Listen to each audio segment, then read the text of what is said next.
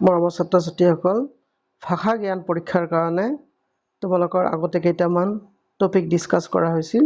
আজি আন এটা টপিক লৈ মই ইয়াত উপস্থিত হৈছোঁ। তোমালোকে এই টপিকছটো পঢ়াই শুনাই তাৰপিছত ইয়াত থকা কুৱেশ্যনখিনি কিদৰে ছল্ভ কৰিব লাগে মই তোমালোকক দেখাই দিছোঁ। তোমালোকে ফ'ল' আপ কৰিবা। আমি আৰম্ভ কৰিছোঁ। কি আছিলে এইফালে চোৱা, তোমালোকে পৃথিৱীৰ ভূমিভাগত অৰ্থাৎ মাটিৰ তলত বিভিন্ন ধৰণৰ জীৱ জন্তুৱে বাস কৰি আহিছে। নিগনি, এন্দুৰ, শহাপহু, কেঁচু আদিয়ে সাধাৰণতে মাটিত গাঁত বা বিন্ধা কৰি বাস কৰে। ক্ষুদ্ৰ প্ৰাণী যেনে পৰুৱা, গভৰুৱা, চেলা, বৃশ্চিক আদিয়েও মাটিৰ তলত বাস কৰে। এই প্ৰাণীবোৰে মাটিৰ উৰ্বৰতাৰ শক্তি বৃদ্ধি কৰে। ইহঁতে উদ্ভিদৰ পাত আৰু মৰা জীৱ-জন্তু খাই জীয়াই থাকে। এইদৰে ইহঁতে মাটিৰ পচন হোৱাত সহায় কৰে। তদুপৰি ইহঁতৰ বৰ্জিত পদাৰ্থসমূহেও মাটিৰ উৰ্বৰতা শক্তি বৃদ্ধিত সহায় কৰে। এইদৰে মাটিৰ তলত থাকি জীয়াই থকা জীৱ-জন্তুৰ ভিতৰত কেঁচু হৈছে আটাইতকৈ গুৰুত্বপূৰ্ণ। ইহঁতক খেতিয়কৰ বন্ধু বুলি কোৱা হয়, কাৰণ ইয়াৰ দ্বাৰা মাটিত গাঁত খন্দা কাৰ্যই বায়ু মাটিৰ একেবাৰে গভীৰ অংশলৈ প্ৰৱেশ কৰাত সহায় কৰে। ই মাটিক বায়ুপূৰ্ণ কৰি ৰাখে। তদুপৰি কেঁচুৱে একেবাৰে তলৰ মাটিভাগক ভূপৃষ্ঠৰ ঠিক তলৰ মাটিভাগ অৰ্থাৎ অৱমৃত্তিকাৰ লগত মিহলোৱাত সহায় কৰে আৰু এইদৰে মাটিক উচ্চ মান বা গুণবিশিষ্ট কৰি ৰাখে। ইয়াৰ উপৰিও কেঁচুৰ দেহৰ পেলনীয়া অৰ্থাৎ বৰ্জিত অংশইও মাটিক অধিক সাৰুৱা কৰি ৰাখে। ঠিক আছে। মাটিত থকা অতি ক্ষুদ্ৰ চকুৰে মনিব নোৱাৰা বেক্টেৰিয়াৰ দৰে অণুজীৱেও মাটিত থকা বৰ্জিত পেলনীয়া কঠিন বস্তুসমূহ ভাঙি গুৰি কৰাত সহায় কৰে। আন ভাষাত ই মাটিৰ উৰ্বৰা শক্তি বৃদ্ধি কৰে।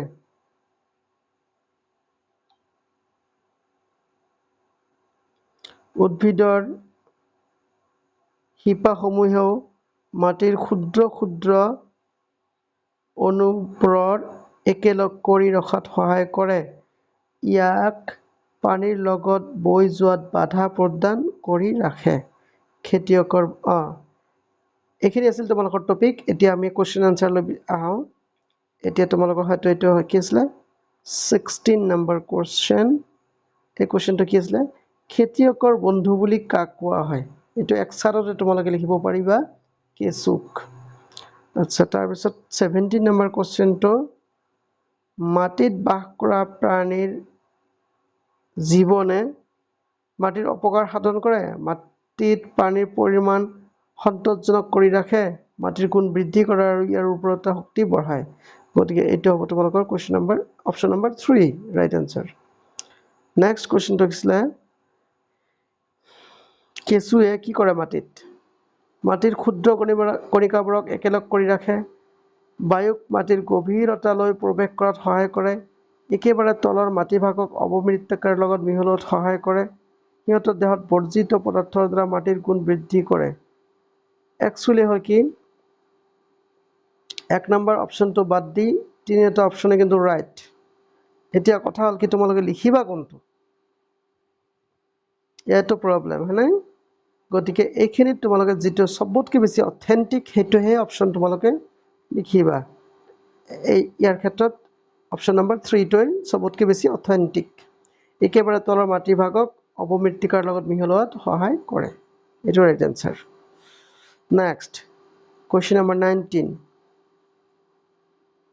উদ্ভিদসমূহ মাটিৰ বাবে দৰকাৰী কাৰণ ই মাটিক বায়ুমুক্ত কৰি ৰখাত সহায় কৰে। ই মাটিক খামোচ মাৰি ধৰি ৰাখে আৰু ইয়াৰ ক্ষয় হোৱাত বাধা দিয়ে। ই মাটি আৰু পানীক খাদ্য দিয়ে। ই একেবাৰে ওপৰভাগৰ মাটিক অৱমৃত্তিকাৰ লগত মিহল কৰাই দিয়ে। আচ্ছা, এইখিনিতে তোমালোকৰ কি হ'ব? এইটো ৰাইট অপশ্যন। ই মাটিক খামোচ মাৰি ধৰি ৰাখে আৰু ইয়াক ক্ষয় হোৱাত বাধা দিয়ে। তাৰমানে অপশ্যন নম্বৰ 2টো। এই পাঠটিত শিৰোনামা হোৱা উচিত। কোনটো শিৰোনাম হোৱাৰ উচিত হ'ব? খেতিয়কৰ বন্ধু বুলি যদি তোমালোকে কোৱা, মাত্ৰ কেঁচুৰ কথাই হ'ব, কিন্তু ইয়াত কেঁচু নাই। কেঁচুৰ বাহিৰেও আন আন বস্তুবিলাক আছে, মানে জীৱ জন্তুবিলাক আছে। এইটো একচুৱেলি হ'ব লাগিছিল আমাৰ উচ্চ গুণ বিশিষ্ট মাটি, এয়া নহ'ব। ভূমিভাগত জীৱ জন্তুৰ বৰ্জিত পদাৰ্থ, এয়া নহ'ব। এয়া হ'ব ভূমিত জীৱন। এয়াই হ'ব তোমালোকৰ ৰাইট অপশ্যন। আচ্ছা, এইখিনিতে একেবাৰে তলৰ মাটি ভাগক কৈছে নহয়, অপশ্যন নম্বৰ 3 বুলি কৈছোঁ। এইটো হয়তো অলপ ভুল হ'ল নেকি, ৰ'বা চাব। একেবাৰে তলৰ মাটি ভাগক ভূপৃষ্ঠৰ ঠিক ওপৰৰ ভাগ মাটিৰ লগত অৱমৃতকৰ লগত। আচ্ছা, এই অপশ্যনটো তোমালোকৰ ভুল হৈছে। একেবাৰে তলৰ নহ'ব দেই, এইটো তোমালোকে মোৰে ভুল হৈছে। বায়ুক মাটিত গভীৰতালৈ প্ৰৱেশ কৰাত সহায় কৰে, এইটোৱে হ'ব তোমালোকৰ ৰাইট অপশ্যন, অপশ্যন নম্বৰ 2। আচ্ছা, এইখিনিতে তোমালোকক এটা সৰু এটা কুৱেশ্যন থৈ দিছোঁ তোমালোকৰ কাৰণে। তোমালোকে আনচাৰ দিবলৈ চেষ্টা কৰিবা যে মাটিত নাইট্ৰজেন যৌগীকৰণ কিহে কৰে? মাটিত নাইট্ৰজেন যৌগীকৰণ কিহে কৰে? 1 নম্বৰ অপশ্যন দিছোঁ তোমালোকৰ ভাইৰাছ। 2 নম্বৰ অপশ্যনত তোমালোকৰ থাকিল ভেঁকুৰ। 3 নম্বৰ অপশ্যনত থাকিল তোমালোকৰ শেলাই। আৰু 4 নম্বৰ অপশ্যনত থাকিল তোমালোকৰ বেক্টেৰিয়া।